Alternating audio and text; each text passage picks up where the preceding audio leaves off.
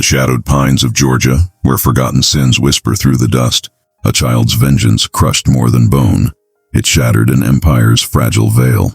On the morning of September 14, 1851, workers arriving at the Hargrove cotton mill down in the Georgia pine country, where dust hung heavy and heat pressed like a weary hand, came upon their overseer sprawled beneath the great iron press, his skull shattered beyond all earthly recognition. The machine's wheel had been turned exactly 17 times, a force sufficient to squeeze 200 pounds of raw cotton into one tight bale, or to flatten a man's head to less than 3 inches thick. What made this death so profoundly disturbing wasn't solely the raw brutality of it, but what the county sheriff uncovered 3 days later, a small wooden step stool placed with eerie precision beside the press, built for someone standing no taller than 4 feet. The murder weapon had been handled by a child, but not just any child. According to plantation records unearthed in 1923 and promptly sealed away by the Georgia Historical Society, the boy responsible had been purchased 8 months earlier for 8 cents, the lowly price of a damaged tool. His name appears in only one document, his crime in none of the official records, and his fate remains one of the most deliberately obscured cases in Antebellum Georgia history. What happened in that cotton mill reveals something far more terrible than murder. Before we continue with the story of Hargrove's forgotten atrocity, I need to ask you something. This story contains truths that were buried for over a century, facts that powerful families spent generations trying to erase. If you're ready to hear what really happened in the shadows of Georgia's cotton empire, subscribe to this channel and hit that notification bell. And I'm curious, comment below and tell me what state or city you're listening from. Are you in the South? Do you live near where these events unfolded? Let's discover together what the history books refuse to tell us.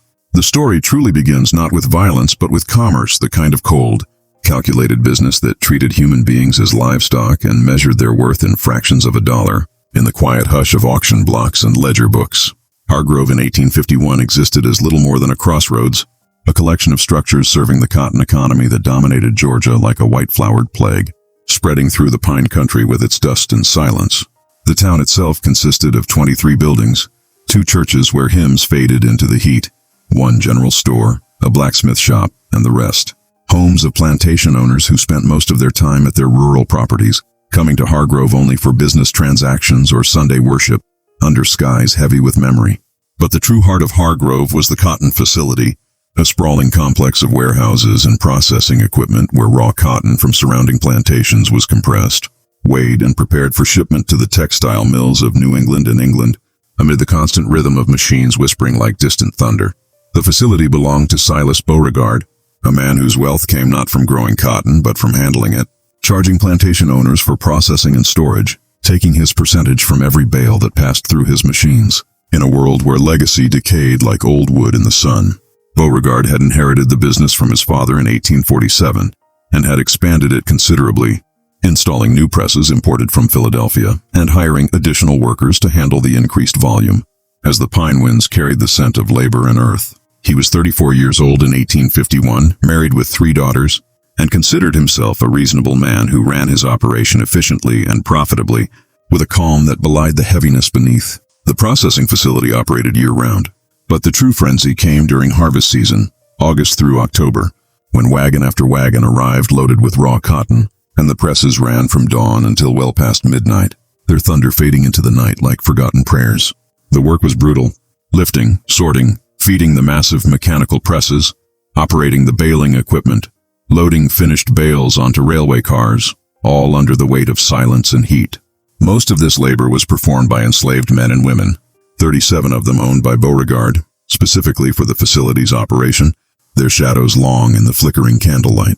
One of Beauregard's overseers was Ezra Voss, a man of 41 years who had worked at the facility for nearly a decade, his presence like a shadow over old roads. Voss was known for his efficiency and his cruelty in equal measure. The enslaved workers feared him more than Beauregard himself, and with good reason, for his strap coiled like a serpent at his belt. Voss believed in correction through pain, a philosophy he applied liberally with a leather strap he kept coiled at his belt, its whisper a haunted memory. He lived in a small house adjacent to the facility, close enough to hear if work slowed during the night shifts, close enough to respond immediately to any disruption in productivity, where rain might whisper over old earth outside. Voss had never married. His life was the facility, the machines, the constant rhythm of cotton being transformed from raw bolls into compressed bales worth their weight in gold, a rhythm heavy with forbidden echoes, He took pride in the numbers, in the efficiency of his operation, in his ability to extract maximum productivity from the workers under his control. He kept meticulous records of every bale processed, every hour worked, every instance of what he called defiance that required correction, noted in ink that faded like distant hymns. But Ezra Voss had a peculiarity that others noticed but rarely mentioned. He collected not valuable things, not coins or jewelry or art. He collected the broken and damaged, the objects others discarded, mended in the trembling light of candles on wood. His small house was filled with cracked pottery, mended clocks that no longer kept proper time but still ticked, furniture with missing legs propped up with wooden blocks. He found value, he told the few who asked, in things others considered worthless. A philosophy whispered in the silence of pine country. This philosophy extended beyond objects. In February of 1851, a slave auction took place in Hargrove. Not a large affair, just the liquidation of an estate after its owner, Josiah Delacroix, had died suddenly of apoplexy. His widow was returning to her family in South Carolina and wished to settle all accounts before departing Georgia, under the dust and heat of old roads. The auction was held on a cold Saturday morning in front of the general store, with perhaps 40 men gathered to examine the merchandise and place their bids, their voices low like fading thunder. Most of the enslaved people sold that day fetched expected prices.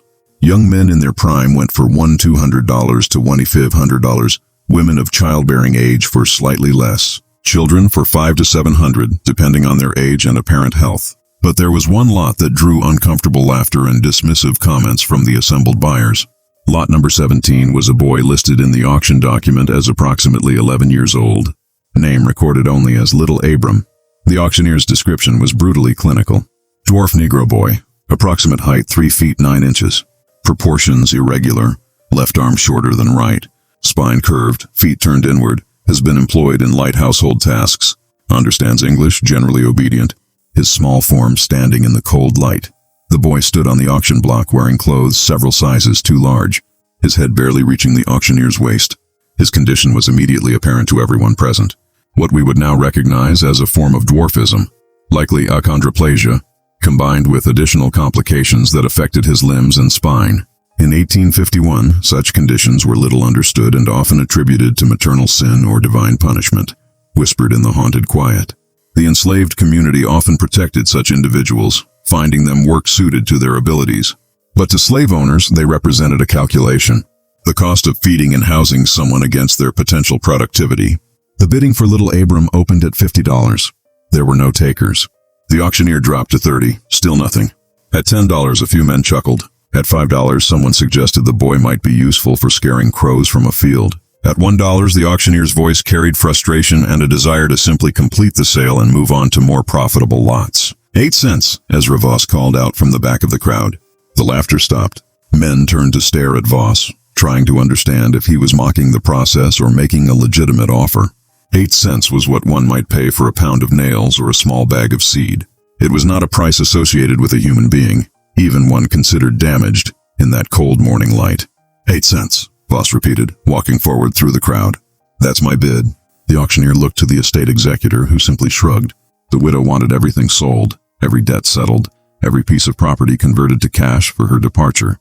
Sold, the auctioneer declared, his voice flat with distaste, to Ezra Voss for 8 cents.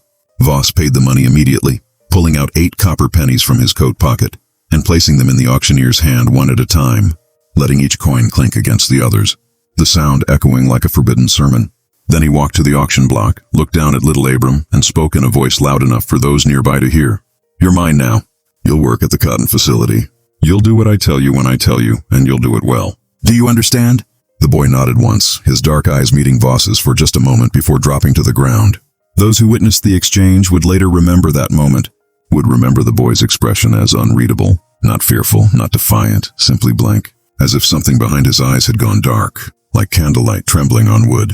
Voss led his new acquisition through the streets of Hargrove, the boy struggling to keep pace with his uneven gait, his twisted feet making each step a visible effort. They arrived at the cotton facility just as the afternoon shift was beginning, the sound of machinery already filling the air with its rhythmic thunder, fading into the pine silence. This here is what I paid 8 cents for, Voss announced to the workers in the main processing area, his hand gripping the boy's shoulder. But even things bought cheap have use. He's small enough to crawl into spaces you can't reach, to clean under the machines, to fetch tools from tight spots. His fingers work fine. I've seen that much, So he'll earn his keep, same as all of you. What Voss didn't announce, what he kept to himself in those first weeks, was his real motivation for the purchase. Yes, the boy could fit into small spaces. Yes, there was practical value in that.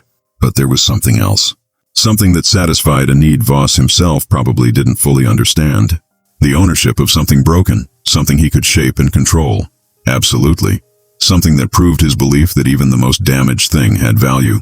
If only you knew how to extract it in the heavy calm of the facility. Little Abram was given a corner in the facility storage barn where other workers slept, provided with a thin blanket and a wooden crate for his few possessions. He was fed the same rations as the others. Cornmeal, occasionally salt pork, sometimes molasses, in the whispered quiet of meals. The work began immediately, crawling beneath the massive presses to retrieve dropped tools or cotton fragments, cleaning the thick grease from gears that regular-sized workers couldn't reach. Fetching water in buckets he had to grip with both hands because of his proportions. The other enslaved workers showed him kindness when Voss wasn't watching. A woman named Ada, who cooked for the facility workers, would save him extra portions of food, slipping them to him when she could, like rain whispering over old earth. An elderly man called Malcolm, who maintained the equipment, showed him which machines were most dangerous, which spaces to avoid, how to tell when a press was about to engage its mechanisms. They tried to shelter him. These people who had their own burdens, their own daily struggles for survival, in the haunted calm of the pines. But Ezra Voss watched everything. In the months that followed, Voss developed what he called a training program for the boy. It began with simple tasks performed under observation, Voss timing each one with a pocket watch, recording the results in a small leather notebook he kept, its pages heavy with ink. If the boy completed a task in the expected time, he received his full ration that evening. If he failed to meet the standard, the ration was reduced. This was the first level of control, hunger as motivation. The second level came in April, 2 months after the purchase. Voss had a wooden sign made, crude letters burned into a pine board. 8-cent boy. He hung this sign around Abram's neck with a leather cord, forcing him to wear it during all working hours. When other enslaved people objected, suggesting it was needlessly cruel, even by the standards of the facility, Voss's response was chilling in its logic. He needs to know his value so he can appreciate that I'm giving him the chance to prove he's worth more. When he's earned back his purchase price in productivity, I'll take the sign off. Not before. By Voss's calculations, at 8 cents, with the boy's limited capabilities, the sign would remain around his neck for approximately 7 years. This assumed, of course, that the boy survived that long. Many didn't think he would. The work was hard, the conditions harsh, and children, especially those with physical complications, often succumbed to illness, injury, or simple exhaustion in the silence of the old roads. But little Abram survived. More than that, he adapted. He learned to move through the facility with surprising speed. Despite his disability, his uneven gait becoming almost rhythmic as he navigated between machines and workers. He learned which tasks he could perform quickly, which required more time, how to anticipate Voss's demands before they were voiced. He learned to make himself useful in ways that went beyond Voss's original intentions. And this perhaps was his first mistake, because Ezra Voss noticed everything. And what he noticed by the summer of 1851 was that the boy he'd purchased for 8 cents was proving to be more valuable than anticipated. In the heavy heat of the pine country, little Abram could indeed fit into spaces no one else could reach. But he'd also developed an understanding of the machinery itself, how the presses worked, how the gears meshed, which bolts needed tightening, which parts were wearing down and needed attention. Their creaks like distant hymns. Malcolm had taught him well, perhaps too well. In late July, during the early phase of the harvest season, a mechanical problem threatened to shut down the main cotton press for several days. One of the drive chains had broken and fallen into the gear mechanism deep inside the press housing, a space too small for any adult to access, too dangerous to disassemble the entire machine when cotton was arriving by the wagon load, and plantation owners were demanding quick turnaround amid the dust and silence. Voss looked at the problem, looked at little Abram, and saw his solution. "Boy," he said, his voice carrying that tone of command the enslaved workers knew meant absolute obedience was required. "You're going in there to get that chain. I'll walk you through what you need to do." Malcolm had stepped forward then, his old face creased with concern. "Mr. Voss, sir, that space ain't safe. If someone was to engage the mechanism while he's inside, no one's going to engage nothing." Voss snapped. "I'll be right here watching." Boy goes in, retrieves the chain, comes back out. Simple. It wasn't simple. The space inside the press housing was barely large enough for the boy's body, requiring him to crawl on his stomach through gaps between iron plates and wooden frames, all coated in thick grease and cotton lint. The heat inside was suffocating. the air thick with oil fumes. And everywhere, just inches from his body, were the massive gears and plates that, if activated, would crush him instantly. But little Abram crawled inside. Following Voss's shouted instructions, he worked for nearly an hour in that mechanical darkness, his twisted hands fumbling with the heavy chain, trying to work it free from where it had lodged. The other workers stood in absolute silence, barely breathing, listening to the sounds of metal scraping metal. The boys labored breathing, Voss's voice directing every movement. When little Abram finally emerged, covered in black grease, the chain clutched in his hands, dragging it behind him like a prisoner's shackle. Something had changed in his expression. The blankness was still there, but underneath it, those who looked closely might have seen something else. A calculation, an awareness, a kind of knowledge that came from spending an hour inches away from the machinery that could end his life with a single lever pull in the haunted quiet. Voss had taken the chain, examined it, then looked down at the boy. "So you're worth more than 8 cents after all. Keep proving it, and maybe that sign comes off sooner than I thought." But he didn't remove the sign. Not then, not in the weeks that followed.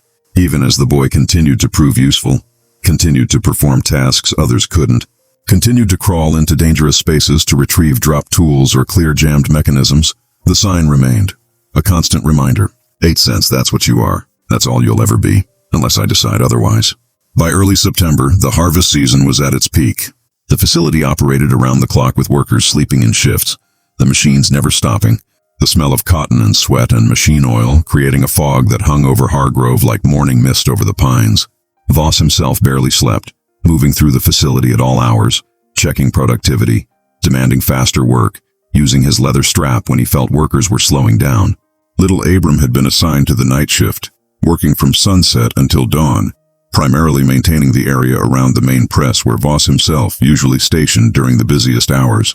The boy would fetch water, clean the work area, remove cotton debris, and increasingly be called upon to make minor adjustments to the machinery when something seemed off. It was during these night shifts, when the facility was lit only by oil lanterns, and the work took on a hypnotic, exhausting rhythm, that the other workers noticed little Abram watching the press, not just glancing at it, but studying it with an intensity that seemed unusual for someone so young.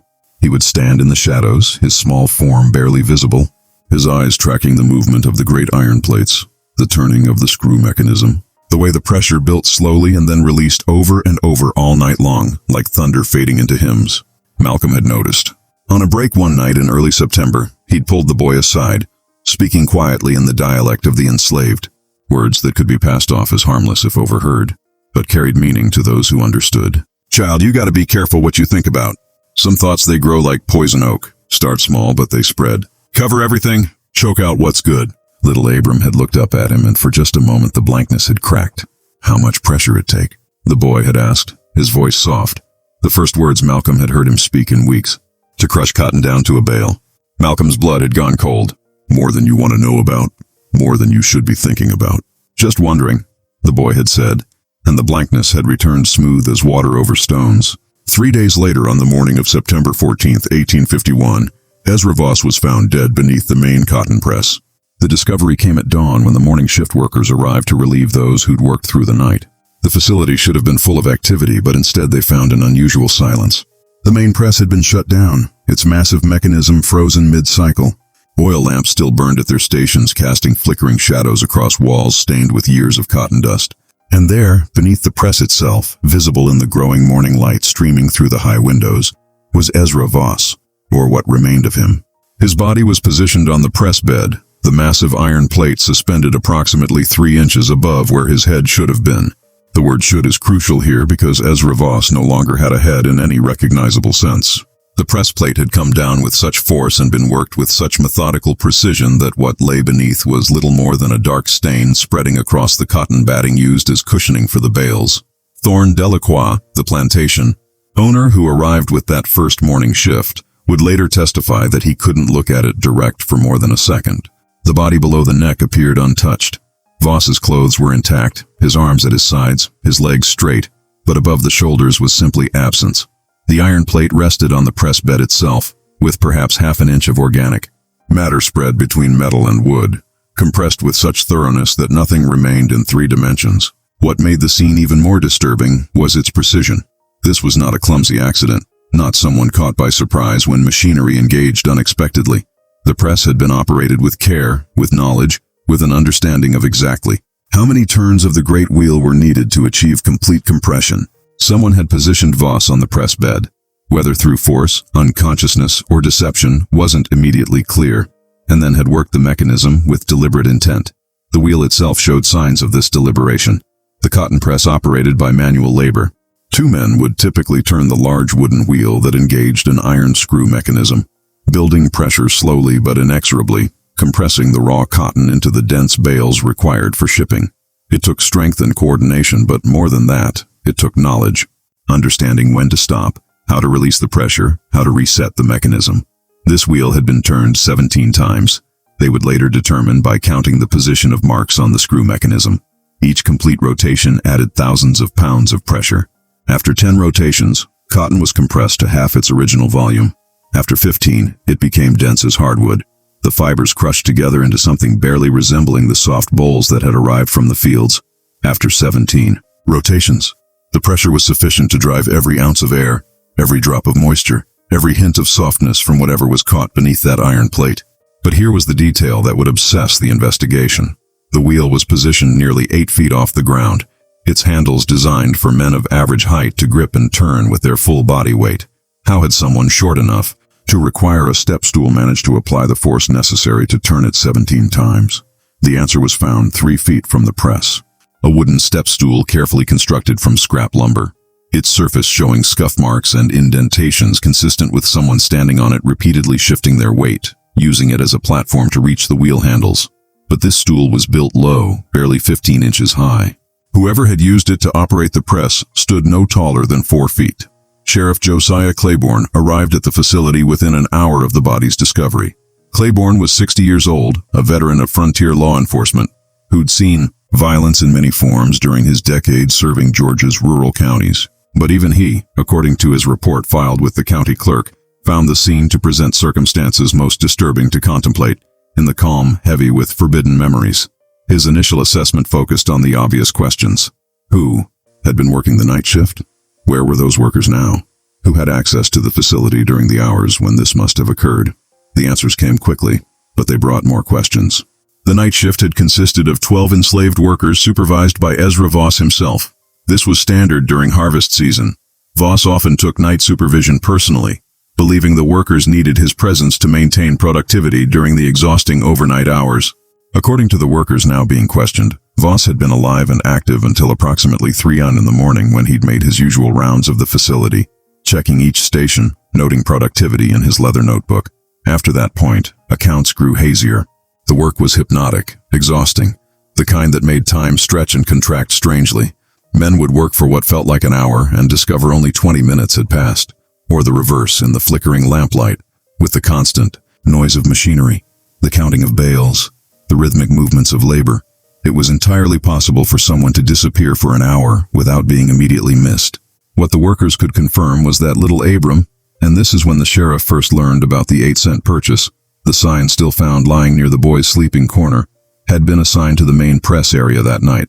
His job was to keep the area clean, to fetch water for the men operating the press, to clear cotton debris, to assist with minor mechanical issues. "Where's this boy now?" Sheriff Claiborne had asked. No one knew. His sleeping corner in the storage barn was empty. His blanket was folded neatly. The wooden sign with 8-cent boy burned into it, lying on top of the crate that held his few possessions. A tin cup, a worn shirt too large for his frame, a small smooth river stone that Malcolm said the boy had found and kept for reasons unknown. The search began immediately. 20 men spread through Hargrove and the surrounding countryside, checking barns, searching wooded areas, questioning anyone who might have seen a small boy traveling alone. In 1851, Georgia, an enslaved person, moving without papers, without permission, without a white person's authorization, was immediately suspect. And a child with obvious physical disabilities would be even more noticeable, unable to blend into a crowd or move quickly through terrain. But little Abram had vanished as completely as if the earth had swallowed him.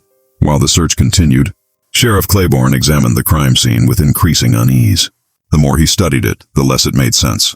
The positioning of Voss's body suggested he'd either been unconscious when placed on the press, or had been somehow convinced to lie there voluntarily. But why would Voss, a man known for his suspicion, and control allow himself to be placed in such a vulnerable position? The press mechanism showed signs of careful operation.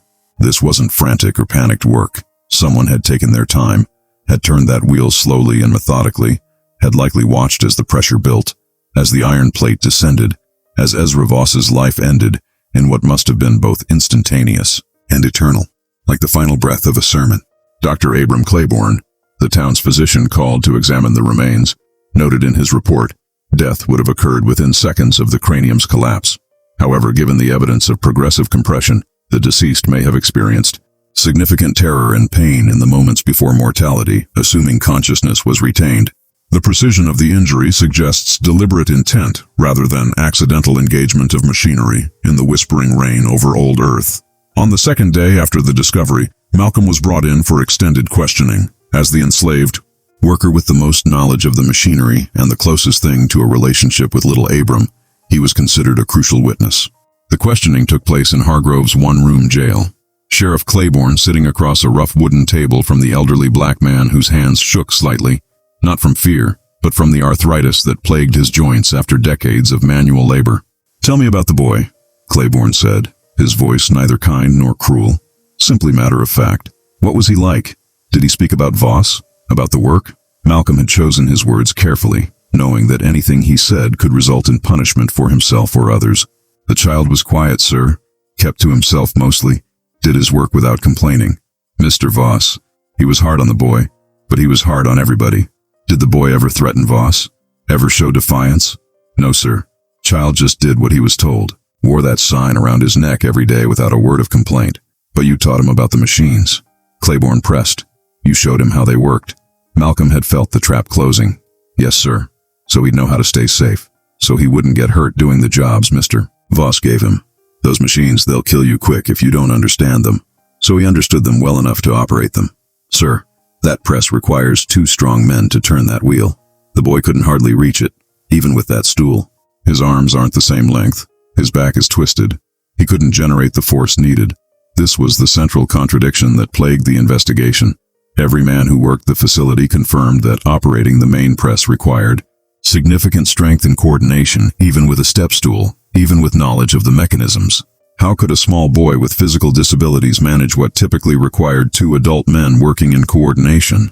Sheriff Claiborne had stood and walked to the jail's small window, looking out at Hargrove's dusty main street. Unless, he'd said slowly, he wasn't working alone. Oh, unless someone helped him. Someone strong enough to turn that wheel while the boy directed the operation. The implication was clear. This wasn't the crime of a child acting alone. This was conspiracy. This was multiple enslaved people working together to murder their overseer. And in 1851, Georgia, such an accusation carried implications far beyond a single facility, a single crime. The entire social order was built on the assumption that enslaved people, however they might feel about their condition, would not organize against their masters. Individual acts of defiance, yes. Running away, breaking tools, working slowly, but coordinated murder. That suggested something far more dangerous to the system. Over the next week, every enslaved person who'd worked the night shift was questioned separately, their accounts compared, contradictions noted. Sheriff Claiborne was looking for signs of collusion, evidence that this had been planned, that multiple people had been involved. He was particularly interested in the hours between 3 a.m., when Voss was last seen alive by multiple witnesses, and dawn when the body was discovered. But the accounts were frustratingly consistent. Everyone had been at their assigned stations working continuously, focused on meeting the quotas that Voss himself had set. No one had seen anything unusual. No one had heard anything beyond the normal sounds of machinery and labor. And critically, no one admitted to seeing little Abram during those crucial hours, even though he should have been visible in the press area performing his assigned duties. It was as if the boy had become invisible during the exact period when Ezra Voss was being positioned and crushed beneath the press that he had forced the boy to maintain. To understand, to crawl inside when chains jammed and gears failed. The sign that wooden board with 8-cent boy burned into it became a focal point of speculation. It had been found in the boy's sleeping area, removed from around his neck at some point during that last night. Had he taken it off himself? Had someone else removed it? And what, if anything, did that signify? Ada, the woman who cooked for the facility workers, was questioned about the boy's state of mind in the days before the murder. She described him as unchanged, quiet, withdrawn, obedient. But when pressed about whether he'd shown any signs of planning something, any indication of anger or resentment, She'd said something that made Sheriff Claiborne's blood run cold. "That child never showed anger, sir. Never saw him cry neither. He was like a bucket with all the water drained out, just empty. But he watched things. Watched the machines mostly. Studied them like some men study scripture. Like he was looking for answers in all those gears and wheels and plates." "Answers to what?" Claiborne had asked. "How things work, I suppose. How pressure builds. How things break." She'd paused, then added, "How something small can move something big if you understand the right way to apply force." This was as close to an accusation as anyone would come. The code was clear. Ada was telling him without saying it directly that the boy had been planning something, studying the machinery not to maintain it, but to understand it as a weapon. But where was he now? How had a child with a distinctive appearance and physical limitations vanished so completely in a rural county where everyone knew everyone? Where strangers were immediately noted? Where the enslaved population was constantly monitored? The search expanded. Notices were posted in surrounding counties. Slave catchers were hired to scour the woods and back roads. The reward for his capture started at $10, more than 100 times what Ezra Voss had paid for him, and eventually rose to $50 as the days passed without any sign of the boy. And then on September 22nd, 8 days after the murder, a discovery was made that changed everything.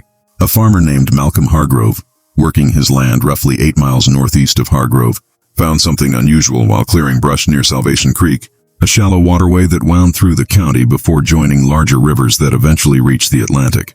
The creek was low due to the summer drought, revealing a sandbar that was normally submerged.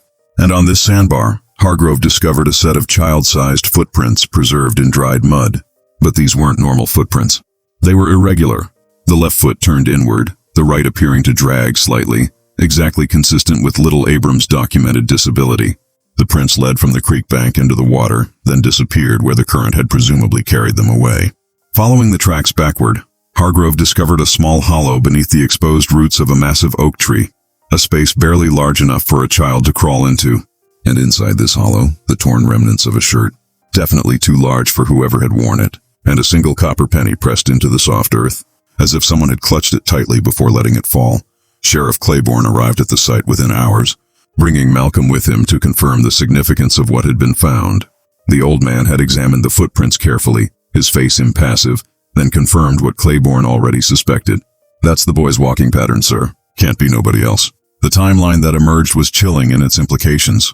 The tracks in the hollow suggested that little Abram had reached this location sometime during the night of the murder, or early the following morning. A distance of 8 miles from Hargrove, covered by a child with severe mobility limitations, moving through darkness across unfamiliar terrain. But the tracks led into the creek and disappeared. Had the boy drowned, his body swept downstream by the current? It was the most logical conclusion, one that Sheriff Claiborne began to embrace almost immediately.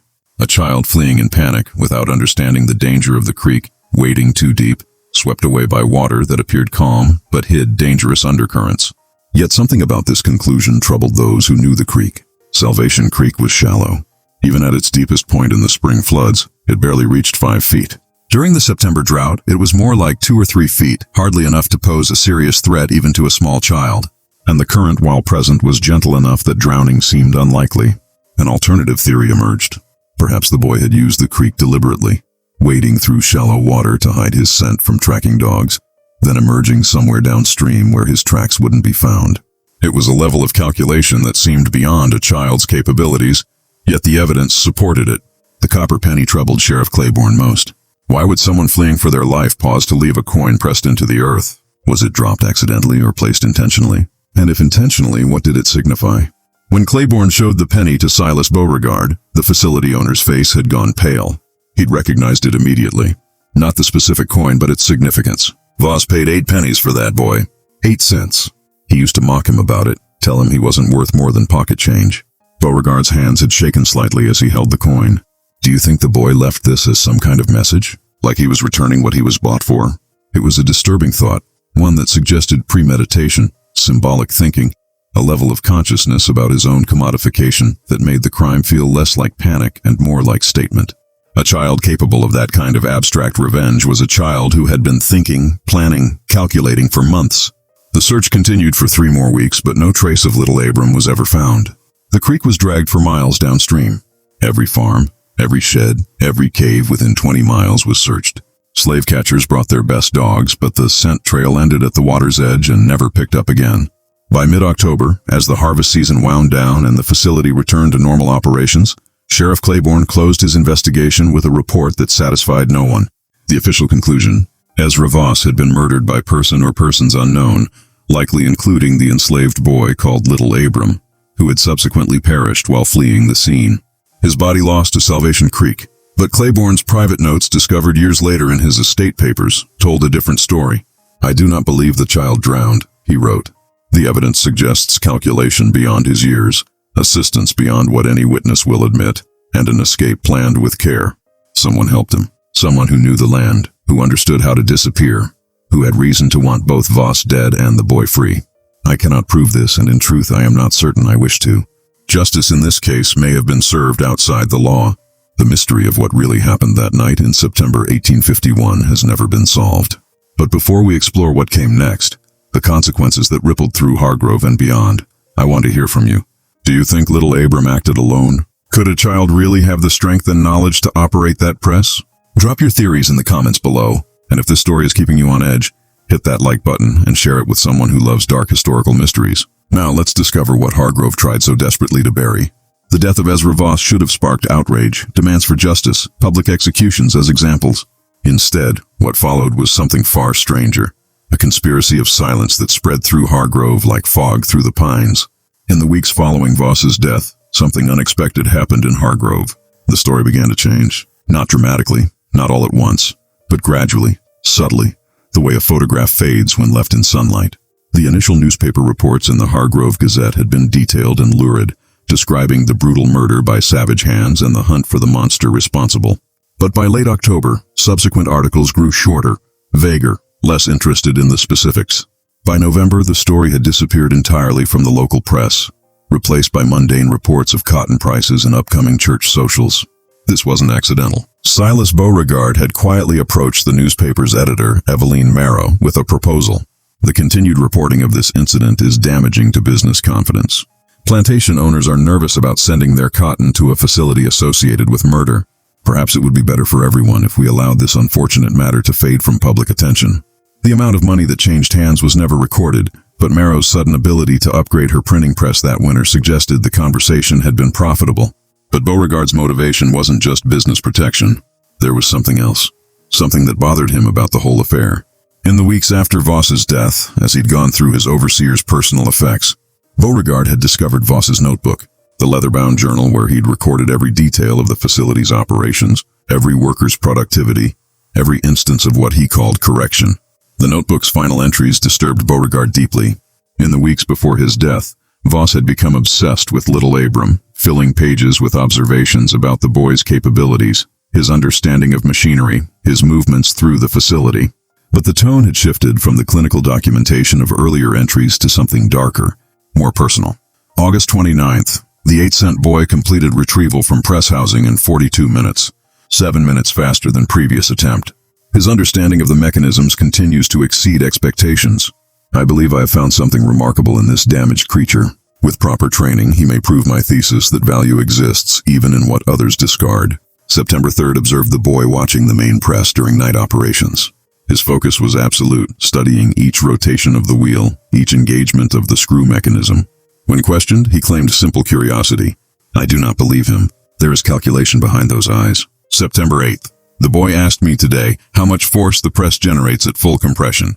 I told him enough to compact 500 pounds of cotton into a 200-pound bale. He nodded and said nothing more, but I saw him counting on his fingers afterward, doing arithmetic in his head. What is he calculating? The final entry was dated September 13th, the night before Voss's death. I have made a decision regarding the 8-cent boy. His productivity has exceeded all expectations. Tomorrow I will remove the sign from his neck and inform him that he has earned back his purchase price through his labor. I believe this will provide motivation for continued excellence. Perhaps I will even teach him to read and write. A damaged tool properly maintained can serve for years. Beauregard had stared at that final entry for a long time, trying to understand its implications. Voss had planned to free the boy from the humiliation of that sign, had planned to reward him, had perhaps even planned to treat him with something approaching kindness. And yet the very next night Voss was dead beneath the press, and the boy had vanished. Had little Abram known about Voss's intention? Had someone told him, thinking it would be welcome news? And if so, why would he choose that exact night to commit murder when his situation was about to improve? Unless the boy hadn't believed it. Unless 8 months of degradation, of being valued at less than a pound of nails, of wearing that sign every day while performing the most dangerous and demeaning work. Unless all of that had created a debt that couldn't be forgiven with a simple gesture of mercy. Unless the damage went deeper than Voss had ever understood. Beauregard had burned the notebook. He told no one about its contents. Not Sheriff Claiborne, not his wife, not the other facility owners. He simply fed it page by page into his fireplace one cold November evening and watched Ezra Voss's careful observations turn to ash, like distant hymns fading into thunder. Meanwhile, the enslaved workers at the facility had developed their own understanding of what had happened, one they shared only among themselves in the careful coded language of the oppressed. Malcolm, in the months before his own death in 1853, would tell the story to younger workers, always in whispers, always with the warning that some truths are too heavy to carry in daylight. According to this version, passed down through generations, never written, never confirmed, little Abram hadn't acted alone that night. He'd had help, but not in the way Sheriff Claiborne had suspected. The help hadn't come in operating the press or subduing Voss. It had come in the form of opportunity and silence. The story went that Voss, in the early morning hours of September 14th, had discovered a mechanical problem with the main press, not unusual during the intense harvest season. He'd called for little Abram to examine it, as he often did, valuing the boy's small size and growing mechanical knowledge. What Voss hadn't known was that the problem had been created deliberately.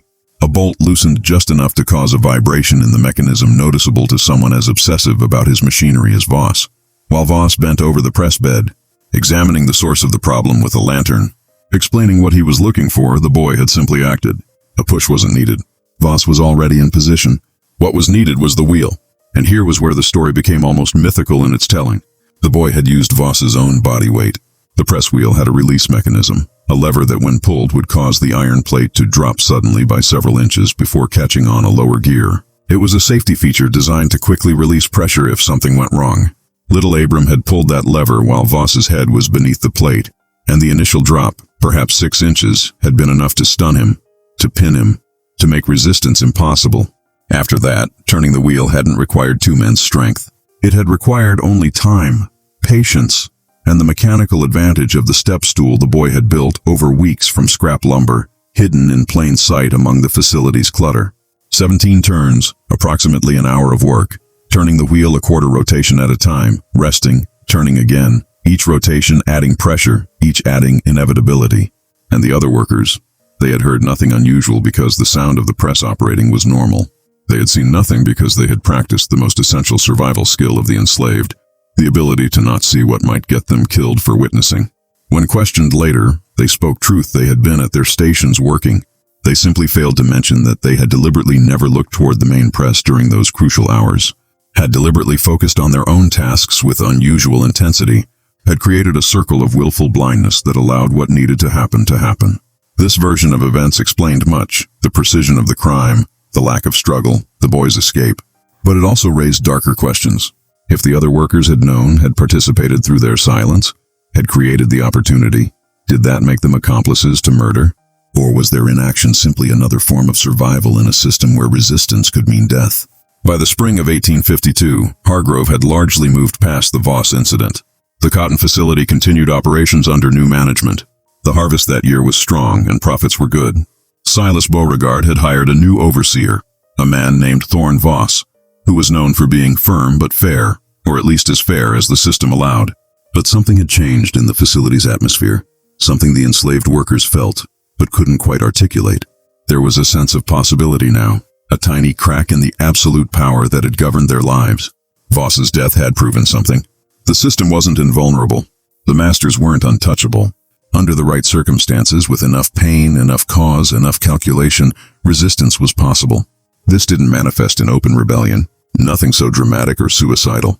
But in the small acts of daily life, a tool that went missing and was never found, a machine that developed mysterious problems, work that took just a bit longer than it should, nothing provable, nothing that could be punished, but a general slowing, a quiet resistance that cost Beauregard perhaps 5% of his previous productivity. Not enough to be catastrophic, but enough to be noticed.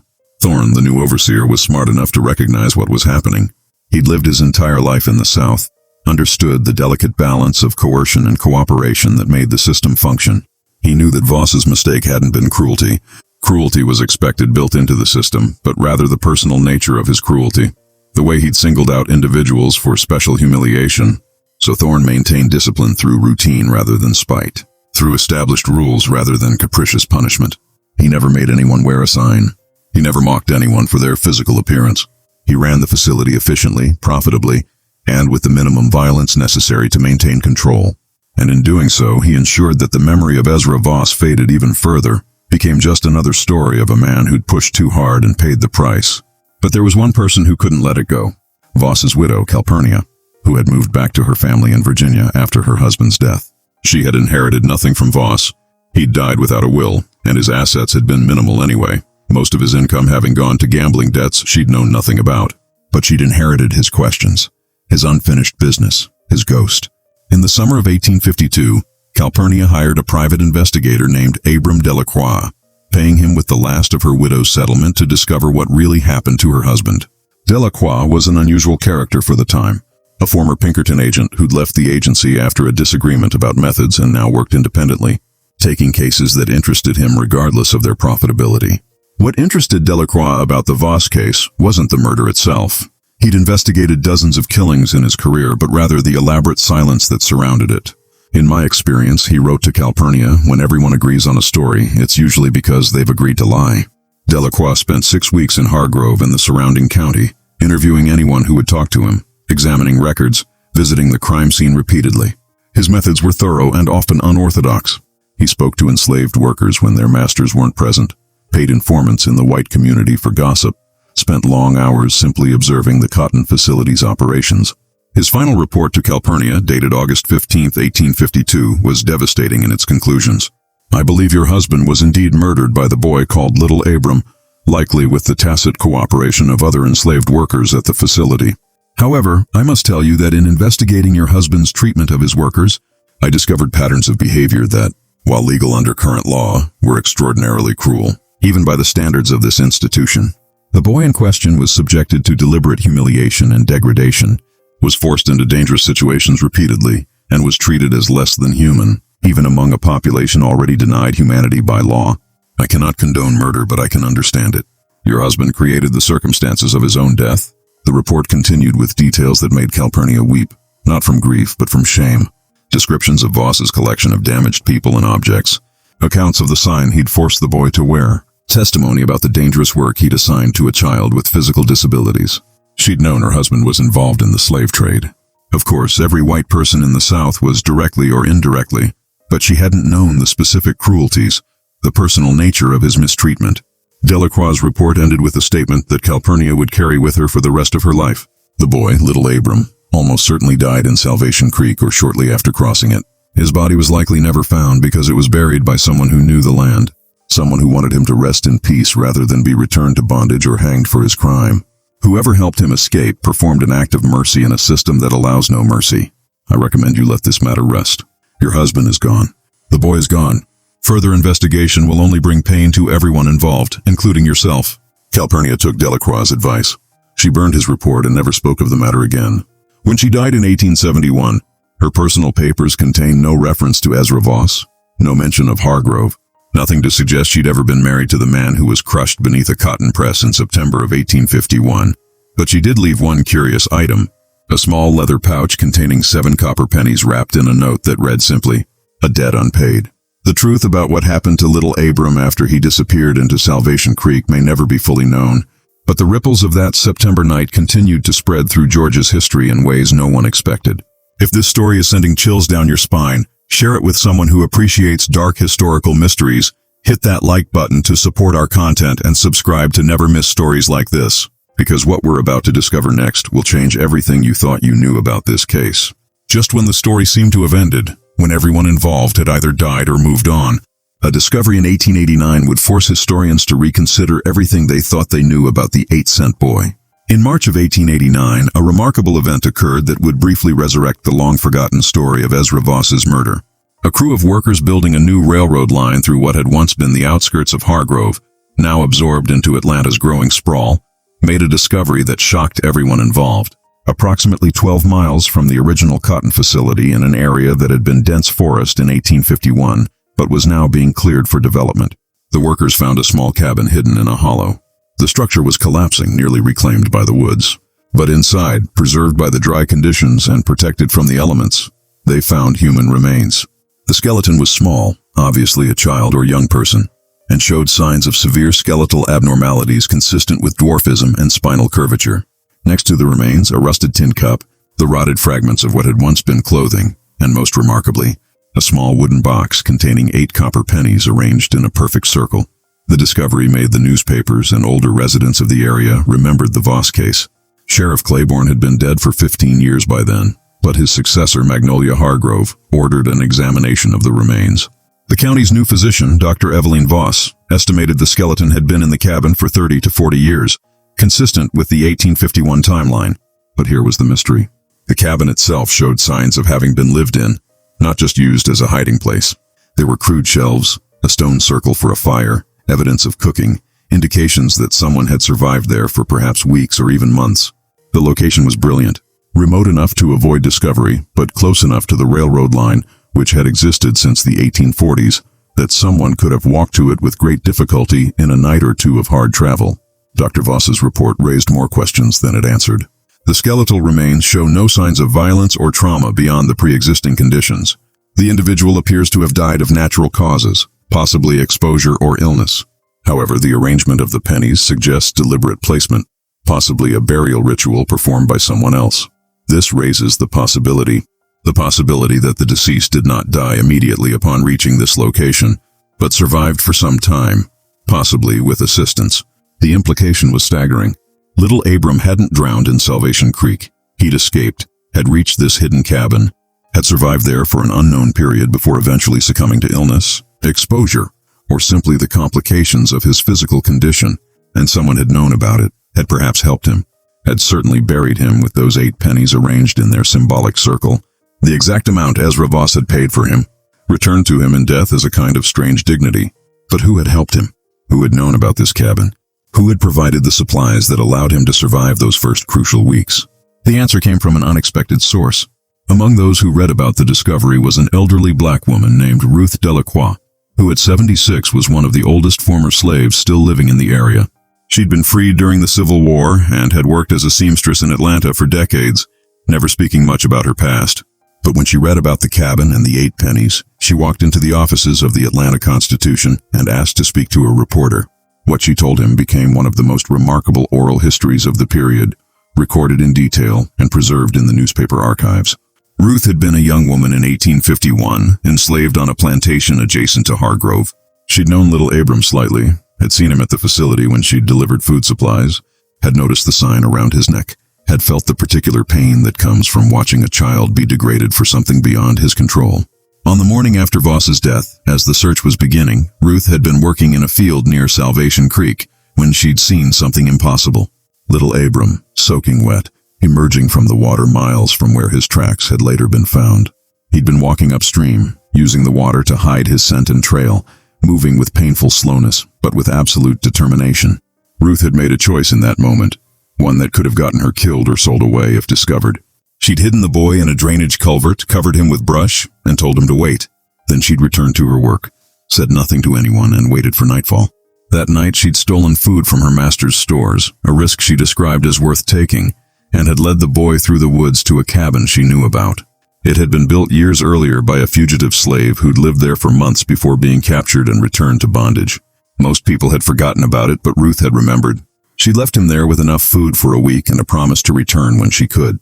She'd made 2 more trips over the following month, each time risking everything to bring supplies, dried meat, cornmeal, a blanket, a tin cup. But on her 3rd visit, she'd found him dead, lying on the cabin floor as if asleep, the 8 pennies already arranged in their circle beside him. "I think he'd done it himself," she told the reporter. "Laid them pennies out before he passed, like he was saying, 'This is what I was worth to them, but I chose how I'd leave. I buried him best I could.' Said words over him from the Bible I'd heard in church. Then I never went back. Never told nobody until now, when everyone who could punish me for it is long dead." When asked why she'd risked so much for a child, she barely knew. Ruth had been silent for a long moment. Then she'd said simply, "Because somebody had to. because that boy had been treated like he wasn't human his whole short life. And he'd done a terrible thing because of how he'd been treated. But he was still a child, still deserved a chance. So I gave him one. He didn't survive it, but at least he died free. The story of little Abram and Ezra Voss faded once again after the 1889 discovery, this time permanently. The remains were buried in a pauper's cemetery. The cabin collapsed completely within a few years, and the site was eventually paved over as Atlanta continued its expansion. But the case left a mark on those who studied Georgia's antebellum history. The 8-cent purchase price, so shocking in its callous reduction of a human being to less than the cost of a tool, became a symbol of the dehumanization inherent in the slave system. Scholars debated whether little Abram's actions constituted murder or self-defense, whether his crime was justified by the cruelty he'd endured, whether a system that valued him at 8 cents had any moral authority to judge his response to that valuation. The cotton facility in Hargrove continued operations until 1923, when it burned down in a fire that investigators ruled accidental, but that some locals whispered had been deliberately set by descendants of the people who'd once been enslaved there. The site was never rebuilt. Today, it's a parking lot, unmarked and unremarkable, with no historical marker to indicate what happened there. In September of 1851, Silas Beauregard's descendants eventually sold off all their holdings in Georgia and moved to Boston, where they became involved in the textile industry, profiting from Southern cotton without the moral complications of slave ownership. They never spoke publicly about their family's connection to the case. The most enduring legacy of the story came from an unexpected source. Oral histories collected during the 1930s Federal Writers Project, which interviewed former slaves about their experiences. Several elderly individuals from Georgia told versions of the little Abram story, always with variations, always with the acknowledgement that they weren't sure what was true and what was legend. But certain elements remained consistent. The 8-cent price, the sign around his neck, the cotton press, and the final escape. One former slave interviewed in 1937 at the age of 94 said something that perhaps captured the truth better than any official record. We told that story to our children to teach them 2 things. First, that the system would break you if it could, would reduce you to nothing, would make you less than human if you let it. And second, that even when you're small, even when you're damaged, even when they tell you you're only worth 8 cents, you still got power if you know how to use it. That boy, he used what he had, used his size, used his knowledge, used the very machine they made him tend. He paid back what was owed. Then he ran. Didn't make it far. Didn't live free for long, but he died on his terms. Sometimes that's all you get. The copper pennies found in the cabin were never preserved as evidence. They were distributed among the railroad workers who'd discovered the site, carried off as curiosities, eventually lost or spent or thrown away. 8 cents scattered to the winds. Their symbolic weight forgotten by everyone except those who knew why they mattered. In the end, the story of little Abram asks questions that 1851 Georgia couldn't answer and that perhaps we still struggle with today. What is justice in a system built on injustice? What is murder when life itself has been stolen? What is freedom worth to someone who's been told they're worth less than pocket change? And what becomes of a child who learns that the only way to reclaim his humanity is to destroy the man who denied it? The historical record provides no satisfying answers. It offers only facts. A purchase for 8 cents, a death beneath a cotton press, footprints leading into a creek, a cabin in the woods, and 8 pennies arranged in a circle around a small skeleton. The rest, the truth of what happened in those hours between midnight and dawn on September 14, 1851, remains hidden in the same darkness that once filled the Hargrove cotton processing facility, illuminated only by flickering lanterns that have long since been extinguished. This story shows us how easily human beings can be reduced to monetary value and how that reduction creates the conditions for violence that society then condemns while ignoring its own complicity. The 8-cent boy's name appears in only one surviving document. His crime appears in none. His grave has been paved over, but his story remains preserved in whispers and oral histories. A reminder of what happens when we forget that every human life has worth beyond what any market assigns it. What do you think of this story? Do you believe little Abram acted alone? Or was there a conspiracy of silence that allowed him to escape? Could Ruth Delacroix's account be trusted, or was it a story embellished over decades? Leave your thoughts in the comments below. If you found this tale as haunting as I did, subscribe to this channel. Hit that notification bell and share this with someone who appreciates the dark corners of American history. These are the stories they didn't teach in school, the truths buried beneath official records, the voices that history tried to silence. And we'll keep bringing them to you, one forgotten tale at a time. See you in the next video. And so the shadows settle, brethren, fading like distant hymns into thunder in the weary calm of the pines.